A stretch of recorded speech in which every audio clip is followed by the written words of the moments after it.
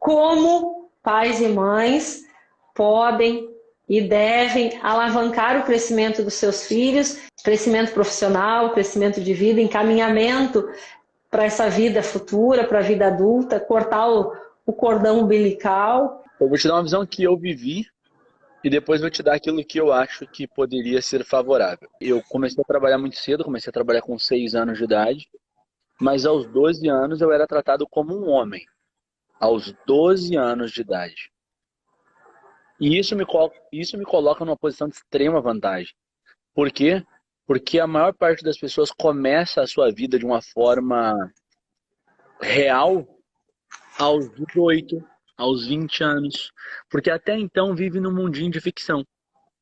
Até então vivem no mundo de sustentação dos pais, até então vivem num mundo onde é uma poção mágica, onde é um reino encantado, um mundo onde não paga conta, um mundo onde não paga luz, um mundo onde não paga água, um mundo onde não paga internet, um mundo onde não paga nada. Um mundo onde as coisas não acontecem. Parece que tudo é uma bolha. E eles vivem naquele mundo perfeito. E o meu pai, devido à nossa situação econômica, aos 12 anos eu precisava trabalhar muito. Muito, muito, muito, muito, muito. Aos 12 anos eu trabalhava muito. Pessoas de 60 anos de idade que muitas vezes vêm procurar em mim uma fonte de conhecimento para amadurecer na vida. E eu fico muito feliz, porque hoje eu tenho 29 anos de idade e muitas vezes me vejo como um velho de 29 anos de idade. Um cara que tem tanta experiência de vida, que, como muitas vezes já disse, se morrer estaria tudo certo. Porque eu já vivi muito. E essa é a questão. Quantas vezes eu percebo que os pais protegem os seus filhos da exposição do crescimento e acabam retardando os seus filhos nesse processo. Retardando os seus filhos. E eu olho assim meu pai, quando meu pai, com toda a ignorância dele, ele dizia assim: William, tem que fazer tal coisa. E tem que fazer. Não de que jeito vai fazer, será que dá, tem condições. Tem que fazer. E tem que fazer e executa. Quando eu achava que as tarefas elas já tinham encerrado, ele tinha muito mais para me fazer. Então, eu era exigido muito além do normal. E aquela exigência que é além do normal, principalmente comparado com as crianças de hoje, mas aquela exigência que era muito, muito, muito, muito além do normal, me fez ver o potencial que eu tinha. Então não é à toa que aos 14 anos eu ganhava 8 mil reais por mês, líquido. E eu fico pensando quanto potencial inexplorado. Existem coisas que se perdem ao longo do tempo. Antigamente uma família tinha 10, 12 filhos para que esses filhos ajudassem na mão de obra da casa. Hoje as famílias têm 2, 3 filhos. Normalmente a média é 1,5, né? Na realidade a média é 1,5 por família no Brasil. Uhum. Isso. E tratam essas crianças como se fossem reis e rainhas. Ajudar na tarefa da casa seria o básico do básico do básico do básico do básico. E o quanto mais poderia ser feito. E aí esses dias eu vejo o exemplo de um amigo nosso que faz a mente mestra conosco, que o pai dele com 12 anos, o pai dele era pedreiro, levava ele para a obra e ele ficava lá desentortando os pregos na obra. Então o filho dele estudava e de tarde estava na obra, desentortando pregos na obra, o dia todo. Então, no turno oposto ao estudo, né? E eu fico Sim. pensando, aquele pai, na ignorância dele de um pedreiro, ele fez com que o filho dele fosse hoje dono de uma das empresas do Vale do Taquari, uma das maiores empresas do Vale do Taquari, uma empresa multimilionária. Por quê? Porque ele ensinou o valor do trabalho para aquele filho. Ele botava o filho dele para carregar tijolos, ele botava o filho dele para carregar o que tivesse que carregar para poder ajudar ele. Então ele não criou alguém que observava ele trabalhar. Ele acostumou o filho dele a trabalhar. E eu percebo que muitos pais hoje, Gitânia, aceitam que os seus filhos aceitam trabalhar e ver os seus filhos olharem eles trabalhar e eles não fazem nada. E daí eu fico pensando, qual é o comportamento que se alimenta numa criança quando ela assiste o pai trabalhar, quando ela assiste a mãe trabalhar e ela não faz nada? Como será que essa criança se sente? Responde para mim. Uma palavra. Inútil? Inútil, improdutivo? Inútil. Inútil. E daí eu te coloco, eu te coloco eu te proponho a reflexão. Uma criança que se sente inútil aos 14, 15, 16, 17, 18 anos, quem ela vai ser na vida? Uma pessoa que não acredita na sua capacidade. Uma inútil. E é isso que eu penso. Se os pais tivessem menos pena dos filhos, ou seja, vai fazer. Ah, não sei fazer, vai estudar e vai fazer. Ah, mas eu tenho medo, vai fazer. Acabei de ler uma frase aqui no livro que eu achei muito legal. Uma frase muito, muito, muito, muito, muito, muito legal.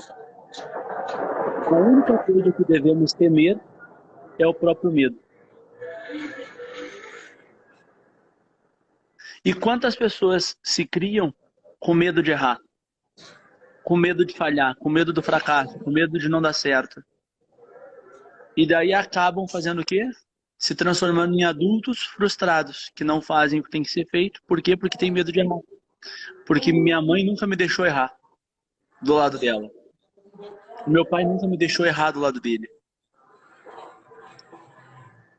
Tu não vai fazer, porque se tu fizer errado, porque os pais não tiraram tempo para revisar aquilo que os filhos fizeram, que os filhos fazem, que os filhos fizeram, faziam. Então, como alavancar os filhos, agora respondendo a pergunta de forma objetiva, sem ter pena deles. Coloca para trabalhar produtivamente. O que é produtivamente? Isso, que é produtivamente? Gerando dinheiro. Dinheiro. Gerando dinheiro. Porque qual é o valor? Explica, qual é o valor? Hoje, qual é o valor que a gente mensura? É o dinheiro, não é? Sim. Então, aquela criança ela tem que produzir alguma coisa. E não trabalhar como um empregado. Mas nada contra quem trabalha como empregado. Mas trabalhando a mentalidade daquela criança para que ela descubra o valor dela na produção do que ela faz. O que tu vai produzir? O que tu vai fazer? O que tu vai gerar? Como tu vai transformar aquilo que tu faz? Como é que tu vai transformar o teu tempo em resultado? Ah, Sim. e não tarefa e ação. Tu coloca essa térmica em cima da mesa e tu ganha 10 centavos. Não, não. Tu coloca essa térmica em cima da mesa e ela não gerou nada, não tem resultado nenhum. Então tu não recebe nada. Agora tu coloca café dentro dessa térmica, tu oferece para alguém um café. Esse café foi vendido a R$ 1, então é trabalhar em cima do resultado. Isso é a alavancagem profissional de uma criança. Principalmente na fase de adolescência. Porque senão é assim, ó. O que eu vejo hoje, Tânia? Muita gente achando que é mal paga. Tá? Muita gente achando que é mal paga. Ah, eu trabalho como... Vamos lá. Secretária em algum lugar. Tá? Quanto tu gera de resultado? Uma pessoa que trabalha como secretária, tá? Gera qual resultado? Na vida dela, ela recebe um salário fixo e lá ela gera o resultado de atender clientes para quem ela trabalha. Ela não gera resultado nenhum. Por que ela não gera resultado nenhum? Porque o trabalho dela não produz algo. Uhum. O trabalho dela é um trabalho de receber dados e organizar os dados. O trabalho de alguém, que é o trabalho daquela pessoa que ela faz o serviço de secretariado, gera resultado. Por exemplo, um médico. O trabalho do médico gera resultado. O trabalho da secretária é só de organização do resultado do médico. Então o médico ganha 40, 50 mil. E aquela pessoa ganha o reflexo do resultado do médico, um salário. Uhum. Agora, se aquela secretária trabalhasse fazendo agendamentos e buscando clientes para aquele médico, ou seja, gerando resultado, o valor dela seria maior. Se ela só faz agendamentos e organiza, o resultado dela é pequeno. Se ela busca clientes, ela capta pessoas, ela gera valor monetário, o valor dela aumenta. Sim. Entendeu? Então as pessoas Entendi. dizem, eu faço, eu sou mal pago, tá? Mas qual é o resultado que tu gera? Não, não gera o resultado. Eu organizo. Organiza é um resultado de retaguarda. Resultado de retaguarda é menor do que o resultado de linha de frente. Essa é a mentalidade que funcionou na minha mente, por exemplo, como funcionário público, que é a mentalidade do funcionário público. Então, é estagnação. É executar tarefas, independente se executa com excelência ou não, e o resultado financeiro ele é padronizado, ele é determinado, independente do esforço ou não. E é o que tu está falando, que para desenvolver essa alavancagem, tem que se instigar a buscar novos resultados, crescer na ação para crescer no resultado, é isso? Teve uma passagem de um empresário brasileiro que eu não vou falar o nome dele aqui agora, mas é uma passagem muito legal que eu acho que vale a pena comentar. Esse menino, ele chegou aos 7 anos na mãe dele e disse assim, mãe, eu gostaria de ter uma bola de futebol. E a mãe dele disse, filho, eu não tenho dinheiro para comprar essa bola. E então ele disse assim, mas mãe, eu quero muito uma bola de futebol, para mim poder jogar com os meus irmãos. E ela disse, eu não tenho como te dar a bola de futebol. E ele perguntou para ela, então como eu poderia fazer para ganhar dinheiro? Daí ela disse, eu não sei. E ele foi e perguntou para os amiguinhos dele, e os amiguinhos dele disseram assim, ó, olha como vem do básico. Fulano cata papelão e vende papelão. Lá numa loja perto de casa. E aquele fulano, ele sustenta a família dele catando papelão. E esse cara foi lá e começou a catar papelão aos 7 anos de idade. E ele juntou o papelãozinho dele, foi lá e vendeu, e o papelão que ele vendeu, ele comprou uma bola de futebol. Esse cara hoje é considerado o rei do lixo dentro do Brasil. Ele tem uma empresa hoje que fatura mais de 50 milhões de reais por mês.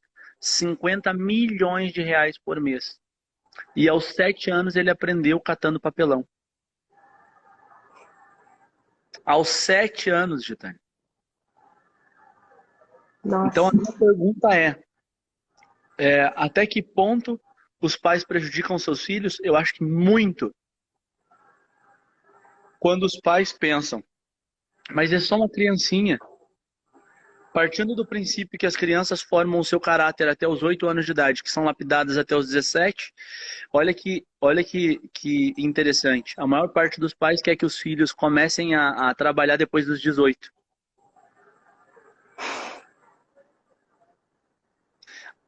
Toda a construção da personalidade, desculpa o termo que eu vou utilizar agora, ensina os filhos a serem vagabundos. Ou seja, até os 17 anos não trabalha, até os 21 não trabalha. Tem regiões do nosso estado que as crianças só vão trabalhar depois dos 23. 24, depois de formado. Então a vida inteira ensina a não trabalhar. E aos 24 tem que começar a trabalhar. Aos 18 tem que começar a trabalhar. Tu concorda comigo que é no mínimo incoerente? Sim, perdeu a fase mais importante. Qual é a fase mais importante? Do 0 aos 8, primeiro, e depois fazer os ajustes e fortalecendo aquilo que já foi ensinado. Só que é muito engraçado, né? Do 0 aos 8, a maior parte das crianças nunca nem ouviu falar de trabalho. Nunca ouviu falar de empreendedorismo. A maior parte das crianças nunca ouviu falar de dinheiro. De 0 a 8. Daí, dos 8 aos 17, é uma minoria que trabalha. Uma minoria que trabalha que gera resultado monetário. E só vão começar a trabalhar depois dos 18 anos de idade. Isso é um crime para o desenvolvimento econômico, financeiro, para o desenvolvimento de criatividade empreendedora das crianças. Eu estava pensando o quanto o treinamento Finanças e Vendas ele vem como uma alternativa para essas situações, assim como eu, meu filho e tantos outros que não tiveram essa experiência nessa fase mais importante. Então, depois dos 18, a iniciativa ela vai partir muito da pessoa em querer crescer. Serão iniciativas individuais dos jovens. Os pais e mães eles já perderam a parte mais importante, já perderam esse impulso inicial. E acredito que as iniciativas, aqueles que têm iniciativas, ainda aos 18, têm muito potencial ainda a ser descoberto. Mas, infelizmente, alguns perdem isso e seguem uma vida inteira de estagnação sem descobrir seu potencial. Infelizmente. Só vão acordar aos 40, 50 anos. Quando perceberem que perderam a vida. Existem muitas crianças que estão com potencial travado porque os pais não têm essa visão. Então, se vocês julgarem que esse conteúdo é bacana, clica no aviãozinho, envia para as pessoas. Porque isso pode estar fazendo com que uma criança que está lá com potencial travado consiga se destravar através da mudança de visão dos pais. Se esse conteúdo aqui chegar e mudar a vida de uma criança, já valeu a pena. Na minha trajetória como mãe, a parte da criatividade, ela foi menos trabalhada do que hoje eu percebo que é o ideal. Ela foi menos trabalhada. E em alguns momentos, creio que talvez pela minha formação acadêmica, pedagógica, da escola convencional, muitas vezes eu até posso dizer que podei a criatividade dos meus filhos. As crianças nascem com um potencial ilimitado, praticamente. As crianças são máquinas de aprendizagem, têm várias inteligências e muitas vezes elas vão se perdendo por não serem potencializadas, desenvolvidas ou até mesmo percebidas. E principalmente isso acontece depois da faixa etária dos 7 anos, que eles passam da fase inicial da educação infantil, ingressam na escola, se alfabetizam e entram num ritmo mais formal de aprendizagem.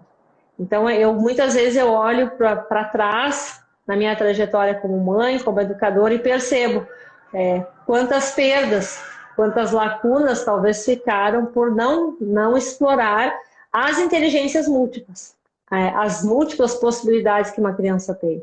Então, eu acredito que quando se fala em criatividade, a primeira coisa é pensar que cada criança, cada ser humano, ela tem uma infinidade de capacidades e que todas podem ser desenvolvidas. Mas existem também algumas áreas em que as crianças têm maiores aptidões, têm aptidões mais naturais, na parte, como a gente falou, das artes ontem.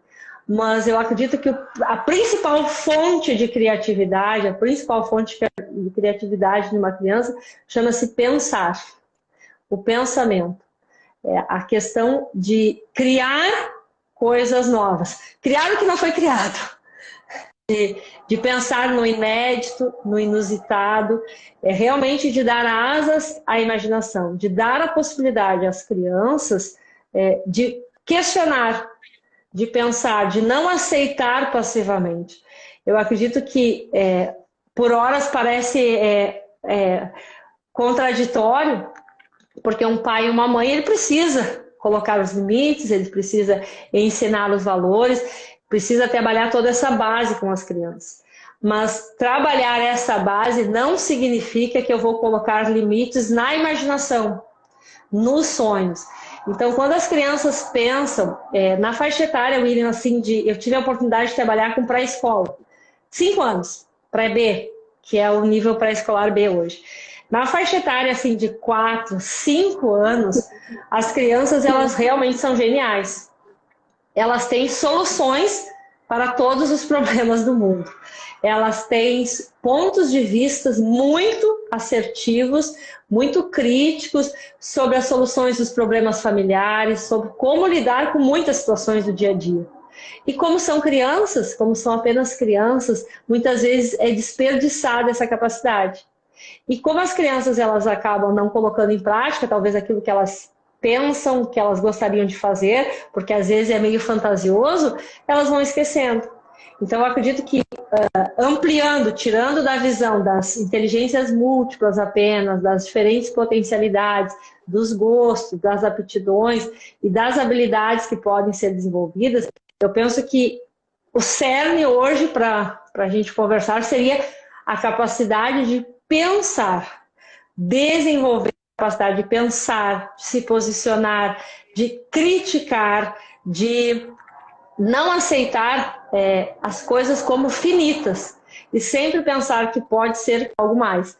E isso acontece muito nas crianças pequenas, nessa faixa etária que eu falei.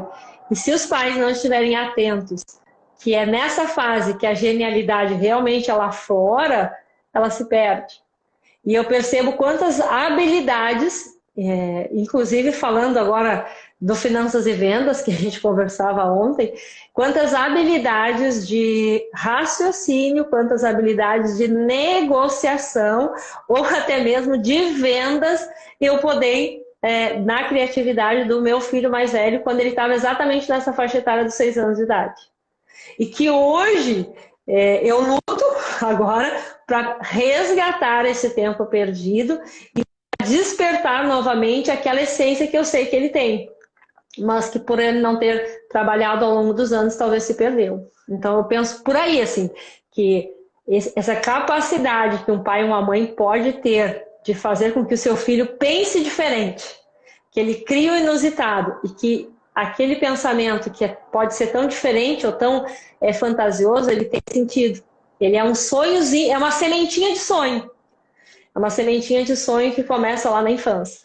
Então, dar asas à imaginação, fazendo com que as crianças pensem, eu acho que é um bom caminho para ampliar essa visão. Não sei o que tu pensa. Eu acho que se eu tivesse que começar, começaria exatamente por aí. Se eu tivesse que começar, começaria por aí.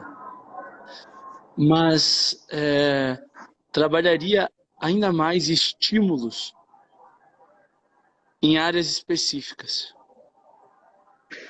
Eu raciocinava aqui enquanto tu falava sobre quanto esses estímulos em áreas específicas não acontecem ao longo da vida,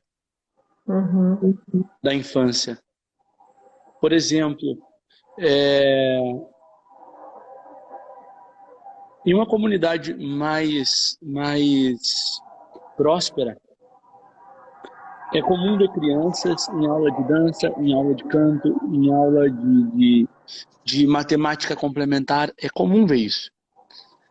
Mas em comunidades mais carentes, é muito difícil ver crianças sendo estimuladas dessa forma. Crianças lidando com animais no intuito de cuidar dos animais. Crianças lidando com a música como se realmente fossem cantores. Esse trabalho mais específico, sabe? Lidando com os números e entendendo como ele pode ser aplicado na vida. Crianças aprendendo a negociar desde criança, desde pequenininho.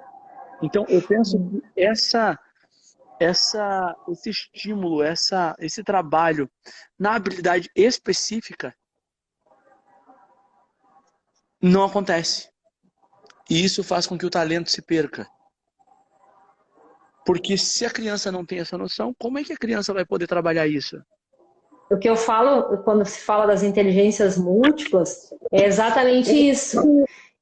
Explorar, no bom sentido, aquela aptidão natural. Porque potencialidade para aprender todas as áreas, todas as crianças têm.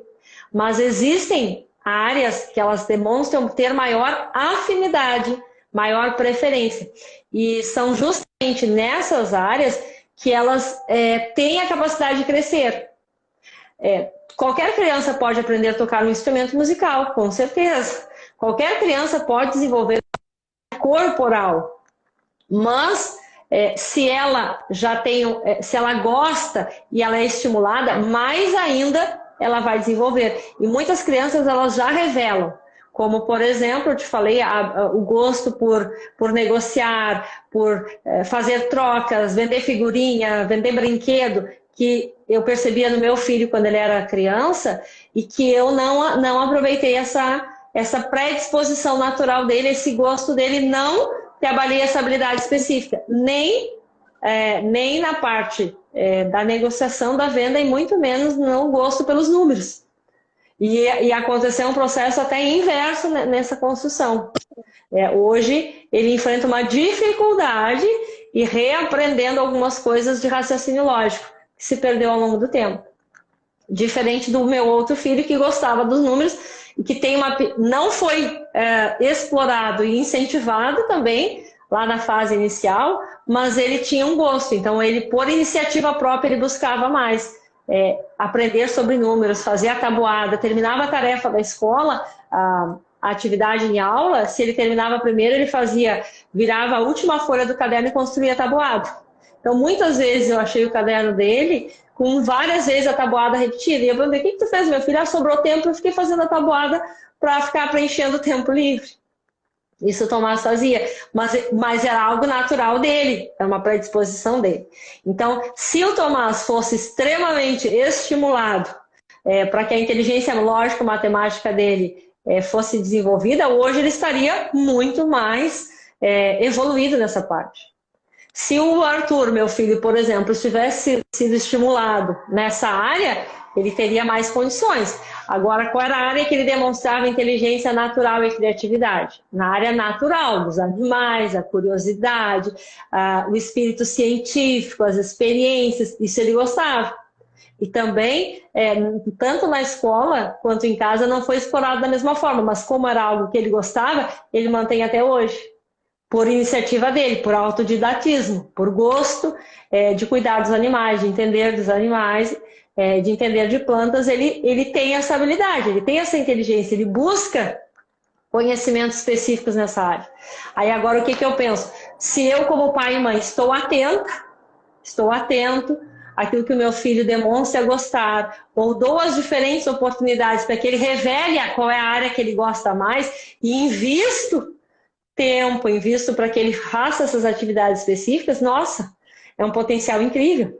Um potencial incrível. É aí que saem os gênios que se manifestam nas diferentes áreas, na ciência, na arte, na música. As inovações vêm daí. Mas para isso eu preciso dar oportunidade para que as conexões lá aconteçam, né, na mente das crianças.